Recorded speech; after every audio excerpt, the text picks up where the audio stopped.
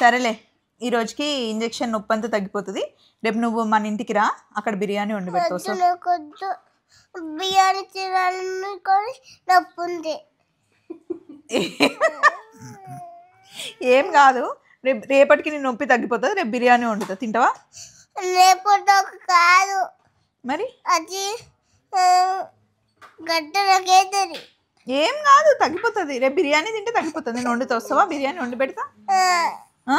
వద్దు. బిర్యానీ కావాలా వద్దా? వద్దు. సరే చెరి, మనమే తిందాం బిర్యానీ. దానికి వద్దంట, తినబుద్ధి అవుతుంది.